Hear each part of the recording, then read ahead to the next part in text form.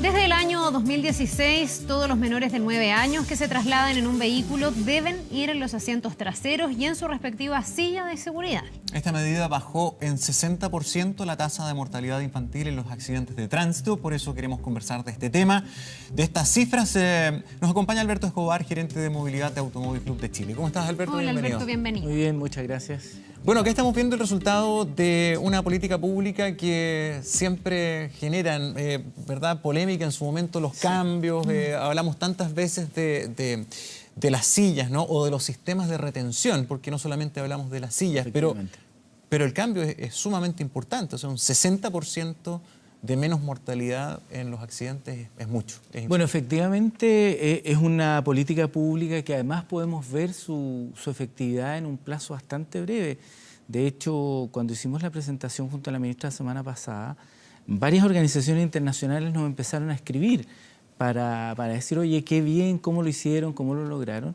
Y tiene que ver con lo que decías tú hace un momento, cuando uno instala una política pública que incluso a veces es resistida, la gente dice, oye, este es un negociado, que es una típica expresión chilena, y en definitiva lo que ha logrado es tener un alto impacto, a pesar de que aún las cifras de uso de sillas siguen siendo muy bajas para los estándares internacionales, pero ya esta vacuna que se puso en la seguridad vial infantil en el traslado del niño pasajero en vehículos particulares, porque es ahí donde estaba la gran mortalidad, ¿te fijas? No era ni en el transporte escolar público, ni en el transporte público, sino que era papás o mamás o apoderados que llevaban en su vehículo a un niño, a su hijo, a un sobrino, y sin embargo, altísimas tasas de mortalidad, así que es una muy buena noticia. Ahora, es una buena noticia con algunos matices, tú ya lo decías, Alberto, a uno le gustaría y aspira a que el 100% de los niños menores vayan en su sistema de retención infantil. Eso todavía no está pasando. ¿Cuáles son las tasas como de cobertura, de aceptación que han tenido los papás? Sí, lamentablemente hoy día aún persiste un 49% de niños que son trasladados de manera irregular o derechamente sin sistema de retención infantil. Cuando digo regular, digo niños que a veces son trasladados, dos niños con un mismo cinturón de seguridad, algunos con un cojín y el cinturón de seguridad. La verdad, maneras bien precarias de trasladarlo y tenemos ahí una cifra aún muy, muy preocupante. Pero aquí aparece el triángulo de la seguridad vial donde el sujeto de la legislación es el que está fallando. Tenemos una legislación bastante robusta, tenemos los elementos disponibles en el comercio a precios bastante accesibles para todo el mundo. Estamos hablando que desde 70.000 pesos tú ya encuentras una silla que cumple con todos los requisitos, que ha sido certificada, es decir, no es una gran inversión. Pero sin embargo, en la parte que es la persona, el usuario, es ahí donde hay un problema de control social, donde aparecía, por ejemplo, un 13% de personas que son de alguna manera hostigadas socialmente por usar la silla de niños, ¿te fijas? ¿Como los pares o la los gente pares, que le dicen, oye, pero qué exagerado eres, si no es para tanto, que aquí, que allá. Después, por otro lado, el 10% de niños que son trasladados todavía en el regazo de alguien dentro del automóvil. Un 80% de los padres hace espacio en el verano para un adulto sacando la silla de niños. Entonces hay comportamientos hoy día todavía extremadamente preocupantes. Y uno de los que a mí más me llama la atención y que tiene que ver también con cierta confianza de la gente, y uno sabe que los accidentes pasan en el momento menos pensado, es los tramos cortos. Sí. Gente que dice, yo tengo la silla, pero los tramos cortos no la uso. Exacto. Y el 80% de la siniestralidad vial asociada a niños ocurre a menos de 8 kilómetros del domicilio de los niños. Entonces hay un contrasentido. Y ahí pasa porque pareciera que no estamos procesando bien la información, porque en definitiva uno escucha a los padres muy jóvenes que dicen, yo voy a poner a mi hijo en un jardín infantil lo más cerca de la casa para que el traslado no sea tan largo, te fijas, para que sea más seguro, no ande tanto en transporte, y sin embargo en ese traslado se vuelve completamente inseguro. Entonces ahí es donde hay que empezar a trabajar un poco más en la sensibilidad de las personas y que logren entender que los niños son extremadamente vulnerables, no son de goma, como dice la gente, por el contrario. Entonces, ante una desaceleración, son los que van a sacar generalmente la peor parte. Y existe, en Chile hay un pediatra muy famoso que trabaja este tema, el doctor Rendich, que siempre dice que él sale de la consulta cuando él es emergenciólogo y sale a darle explicaciones a los padres que su hijo está con riesgo vital. Y me dice, y sin embargo los tres venían en el mismo auto. Entonces algo está fallando acá. Los papás están bien y el niño no. Claro, ahí es donde tenemos un problema. Ahora, la poca conciencia que tenemos de los riesgos a la vuelta de la esquina, literalmente. El 20% nomás de los papás admite usar los sistemas de seguridad en los tramos, cortos. O sea, es verdaderamente impresionante cuando uno revisa estos datos, uno dice, pero ¿cómo? Pero bueno, tenemos procesos de aceptación de este tipo de políticas públicas que a veces son muy resistidos por distintas consideraciones. Ahora, es normal, Alberto, de hecho, me da la impresión de que pese a todos los peros que vemos y todos los desafíos pendientes, son cambios sociales que requieren de tiempo, de adecuación. Y acá estamos hablando de una primera evaluación o balance a un par de años de puesta en marcha. O sea, yo recuerdo, siempre tirando el carné al suelo, ¿no? Cuando empezaron las primeras exigencias en la normativa del cinturón de seguridad, de las 3 puntas, que era un lujo. O sea, claro, una curiosidad. Era una cosa muy nueva y todo el mundo no lo tomaba en cuenta. Costó años, los autos no venían con el equipamiento de fábrica, había que comprarlos y en fin. Pero después, andando en el tiempo, tras una década, la tasa de accidentes bajó de manera impactante. Bueno, es muy bueno tu ejemplo porque en definitiva las políticas públicas asociadas a seguridad vial siempre toman por lo menos entre 8 y 10 años. Como los buses. Por ejemplo. ¿Te fijas? Pero entonces, en el largo plazo aparecen los resultados. Ahora, lamentablemente, como se hace política de corto plazo, estas cosas quedan como en el aire, pero hay que reconocer que aquí ha habido un seguimiento de una política de Estado, más bien, en que los distintos gobiernos de distintos símbolos políticos han continuado con esta política. Entonces hemos logrado tener una muy buena cobertura, a pesar de todo lo que... Yo prefiero ver el vaso medio lleno, ¿no es cierto?, pero efectivamente nos toma tiempo para el cambio cultural. Y en el vaso medio vacío, ¿hay políticas que han tenido poca trascendencia? Por ejemplo, ¿han hecho algún grado de evaluación con los chalecos reflectantes? Bueno, el chaleco reflectante ha sido una política bien curiosa porque en definitiva todo el mundo lo tiene. Hay gente que lo cuelga visiblemente tras en el asiento, ¿no es cierto? Pero sin embargo reclaman mucho que el negociado de los chalecos, pero sabes que a mí me ha resultado muy positivo que tú vas por la carretera y hay gente que está detenida y los ves con los chalecos. Incluso en la zona metropolitana tú ves que la gente ya se lo pone. Entonces también hay como una aceptación, pero medio... me tengo que quejar también. Pero yo te diría que se ha vuelto más sensible la gente a la siniestralidad vial porque pareciera que le está impactando... Bueno, los medios tienen una tremenda responsabilidad. Los medios de comunicación son los que instalaron la seguridad vial como un desafío de país. ¿Te fijas? Si no, esto hubiera sido siempre una cosa muy privada, por decirlo de alguna manera. Ahora, Alberto, estamos diciendo que siempre los cambios culturales cuestan, que a lo mejor hay un grado de resistencia, pero la pregunta también es si hay más espacios desde la ley o desde algún tipo de iniciativas para tratar de acortar o de acelerar ese tranco y que el cambio cultural se haga más rápido. Por ejemplo, en el tema de las sellas, ¿hay algo más que se debe hacer? No sé, aumentar la fiscalización, aprender lamentablemente a golpes con la multa y que en el fondo se tome conciencia. Esa es la clave. Chile, mira, tiene no solamente en el tema de seguridad vial infantil, sino en general, Chile está estancado en sus cifras de mortalidad y esto se debe a la falta de fiscalización. Es decir, nosotros tenemos un serio problema asociado a la fiscalización. Del total de la infraccionalidad de nuestro país se fiscaliza solo el 7%. El 93% queda en la impunidad y por lo tanto con esos altísimos niveles de impunidad siempre tú tienes letra muerta detrás de esto. Te fijas, decir, no me pasa nada. Alberto, pero... ¿es problema de fiscalización o es que nuestras sanciones son poco ejemplificadoras o poco duras en muchos aspectos? Lo digo porque yo no sé si existe un país que tenga un ejército de fiscalizadores, como siempre se dice, pero he conocido otro tipo de... Por ejemplo, en la norma del no pago de transporte público. Claro. En otros países nadie se va a atrever a no pagar porque te cae una multa que es tremenda. Sí. Entonces, es disuasivo. Efectivamente es disuasivo, pero tú has dicho una palabra clave. El ejército de fiscalizadores que existe en Alemania, en Gran Bretaña, en todos estos países, es la misma sociedad.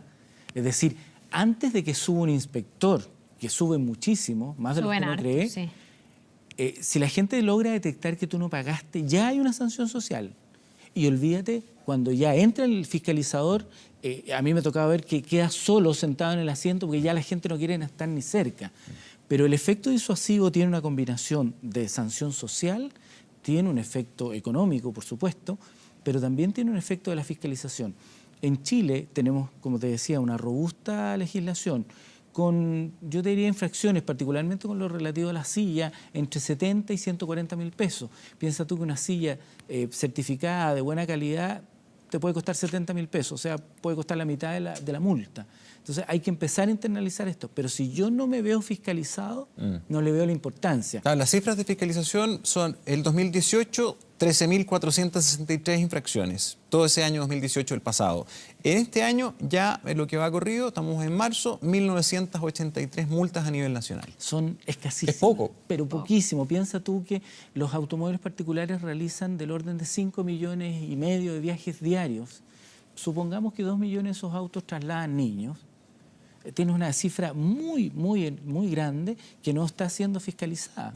Alberto, recordemos un poco lo que dice la ley hoy. Yo creo que a lo mejor también puede haber papás que no están suficientemente informados. Cuando los niños son más chiquititos, sobre todo con las guaguitas, se tiende a tener más cuidado. Sí. Pero cuando los niños ya son un poco más grandes y empiezan ellos mismos a querer bajarse de la silla o ellos mismos irse a la silla del copiloto para sentirse grandes, los papás empiezan como a bajar un poco la guardia. Hoy día, ¿qué dice la ley? ¿Hasta cuándo yo debo tener a mis hijos atrás en un sistema de retención? ¿Cuándo los puedo tener atrás con el cinturón de seguridad? ¿Y cuándo ya pueden pasar a ser copilotos? Que eso debería ser bien grande ya. Sí, después de los 9 años es lo recomendable recién que un niño pudiera eventualmente sentarse adelante. No es lo más recomendable. Hay que tratar de llevar a los niños atrás hasta que sean lo más grandes posible. Recuerda que hoy día los autos tienen obligación de tener doble airbag. Y cuando el airbag se despliega es capaz de causar mucho daño. El airbag es un material bastante rugoso, no es una almohada de plumas. Es muy duro. Seda. Es muy duro, causa daño, ¿te fijas? Entonces en un niño pequeño, de talla pequeña, le puede causar mucho daño. Esa es la principal recomendación. Después tiene que ver con el peso y talla de los niños.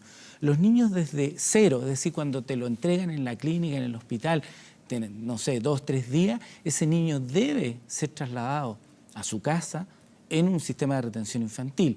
En este caso es una silla que se llama silla nido, silla bebé. O el huevito. O el huevito. Pero básicamente, y la principal diferencia es que va en sentido contrario al desplazamiento. Es decir, el niño va con los pies como hacia atrás. Contra inercia. Los centros médicos lo constatan porque hay lugares, por lo menos en el sistema privado, en que lo ponen como una condición. Que en el fondo se cercioran que la guagua vaya en un sistema Como cuando te sacan en silla. Como cuando te sacan en silla por razones de seguridad, de protocolo. Son los centros privados generalmente los que hacen. En el sistema público de salud no, porque ahí se podría avanzar. Sin duda que sí. Porque alguien podría decir es que hay razones de bolsillo para no hacerlo, pero también hemos visto que a veces la gente paga el TV cable en vez de tener una silla para las guaguas. Y anda con un teléfono inteligente que vale 3 veces lo que vale la ¿dónde están silla? las prioridades? Yo creo que ahí comienza a hacer el trabajo que hablábamos hace un minuto, la sensibilización, o sea, cuando la gente realmente asigne un valor, más allá de lo declarativo, porque el chileno declara que lo más importante en su vida es su familia y sus hijos por sobre todo, pero sin embargo todavía hay un 50% que pone en alto riesgo a los niños y los traslada sin sistema de retención infantil. Un niño arrojado por el parabrisas tiene 80% de probabilidad de resultar muerto o seriamente lesionado. Alberto, finalmente de mi parte, no solamente en estas cifras hablamos de una importante reducción de la tasa de mortalidad, sino que también el uso de las sillas y estos sistemas ha reducido el porcentaje de lesionados. Así es. En un 12%. Pero rebaja también el riesgo de lesiones. Sin duda. Lo que ocurre es que, como les decía, un niño es extremadamente vulnerable. Sobre todo los lactantes que tienen un cráneo grande, un cerebro pequeño y un cuello muy débil. Entonces, ante una desaceleración, el hiperestiramiento cervical lo va a matar. Es por eso que va en sentido contrario, porque en esta silla huevo, esta silla nido, cuando se desacelera el auto, no solamente cuando choca, sino cuando tiene una frenada brusca, el niño es impulsado hacia atrás, como que se entierra en la silla. Se sujeta en el fondo Exactamente. por la misma silla. Y la silla lo que hace es absorber la energía cinética y disiparla. Lo que en general mata a los seres humanos en un siniestro vial es la energía cinética, la descarga, la alta descarga de energía. Recordemos que los humanos no toleramos desaceleraciones de más de 30 kilómetros por hora. Más allá de esa velocidad son los equipos, los sistemas de retención infantil, los cinturones de seguridad, los sistemas de seguridad pasiva en general se denominan, los que nos van a salvar la vida. Entonces, es por eso que los niños, al ser tan vulnerables, tienen que llevar una silla adicionalmente, porque el auto, a pesar de todo su sistema de seguridad, aún así la energía que descarga a un niño pequeño es altamente peligrosa y mortal. Para un niño, incluso para los adultos, hay ciertos patrones que se repiten en los accidentes de tránsito que son un ejemplo de la potencia de esa fuerza. Efectivamente. La mayoría de la gente, tal vez que ha tenido un desgraciado accidente, todos quedan descalzos. Bueno, sin duda, sí. A la gente se le salen los zapatos. Se le salen los zapatos. Inmediato, Hay una compresión. Un niño chico, claro. O sea, que es mucho más liviano. Hay gente que sale arrojada por el parabrisas. Sí, claro. Hay gente que sufre fractura de pelvis, que es muy habitual.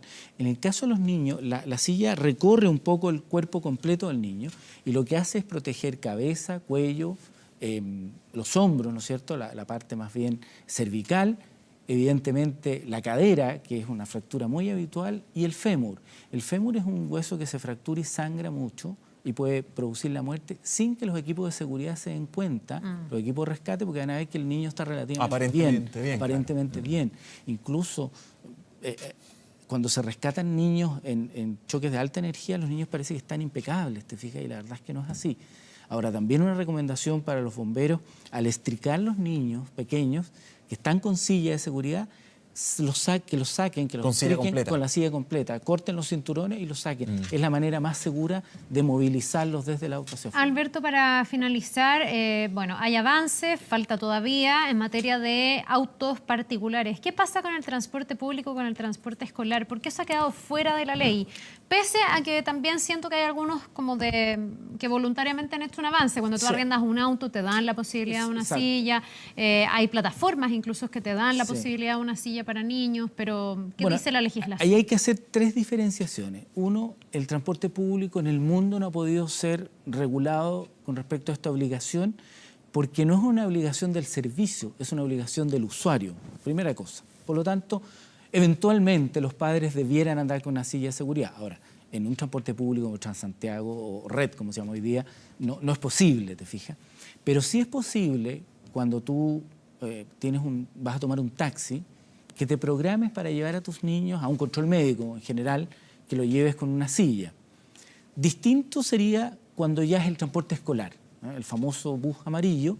Ahí hay una cierta negligencia parte de los padres, porque hay una norma que obliga a que los niños vayan con su sistema de retención infantil. Y esto ya se trata de, primero que nada, ponerte de acuerdo con el transportista. Pero uno como papá debiese decirle al transportista, ¿sabes qué? Quiero que a mi hijo lo traslades en silla, en alzador, dependiendo... Yo te voy a proporcionar la silla para que mi hijo lo traslade de manera segura. El servicio no tiene la obligación, porque si no te lo va a traspasar a precio a ti. No, claro. Y sería imposible tener, no sé, 15, 20 tipos de silla. En cambio, los papás entregan la silla al transportista, seleccionan un vehículo de acuerdo a los requerimientos, ¿no es cierto?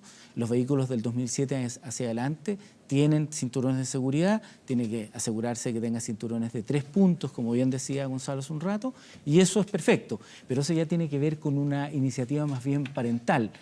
Yo sé que es súper extraño, pero nosotros hemos detectado gente que tiene sistemas de retención infantil en los autos de los abuelos, que son otro grupo social que tiene mucha resistencia. Los abuelos, como nos trasladaron a casi todos nosotros sueltos, entonces, oye, si yo te llevé y nunca te pasó nada. Y en el transporte escolar. Entonces son distintas maneras de acercarnos al traslado de los niños, al niño pasajero, en un elemento móvil. El transporte público masivo es muy difícil. El transporte público un poco más selectivo. Las plataformas, por ejemplo, Cabify, Uber, tienen una aplicación en que tú pides una silla. Cuando tú arriendas un auto también tienes la posibilidad de que te proporcionen una. E incluso tú podrías eventualmente ponerte de acuerdo con el taxi que te lleva a la clínica o al hospital a hacer un examen, que pudiera darte tiempo de instalar la silla y trasladar a tu niño de manera segura. Bien, pues ojalá que todo el mundo lo hiciera, porque... Veamos si aprende con el tiempo. Hay buenas señales. Estamos hablando aquí de la distancia o del límite entre la vida y la muerte muchas veces. Muchas gracias, Alberto. Gracias a ustedes, como siempre. Que te vaya bien. Gracias por Buen venir. día, nos vemos.